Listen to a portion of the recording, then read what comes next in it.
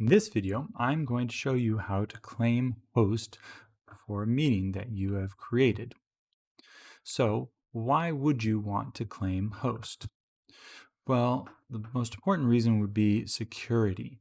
Claiming host shows or demonstrates to the Zoom meeting that you are the one that created it or otherwise authorized to administer it. And so you get all the options to, for example, administer the waiting room, allow participants in or out, control screen sharing, administer participants directly, muting them, allowing them to change their names, things of that nature. So those are all examples of why you would want to claim host. So let's look at an example. So I'm in this example meeting. This is myself here, and we have two example participants.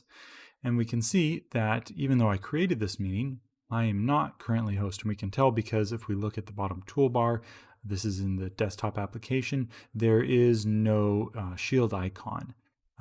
Another way that we can tell is that if I open up the Participants tab, we see myself here at the top, and next to me, next to my name in the parenthetical, it just says me rather than host. So we know that I'm not host, even though I created this meeting. So how do I become host? Well, in the participants window down near the bottom, there's this button that says claim host. So we click that, it'll open up a little pop-up. And we're given two options to claim host. We can either enter what's called a host key, which is a 6 to 10 digit number that you can find in the Zoom portal at zoom.us under your profile. Or another way, and probably the easier way, would be to click sign in to claim host.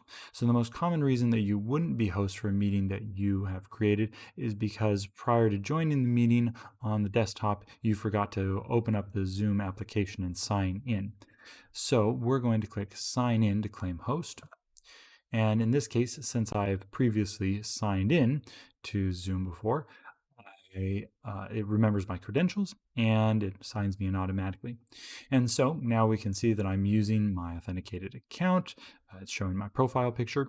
And now in the participants list, we can see that to the right of my name, it actually says host now. So I am currently identified as the host of this meeting.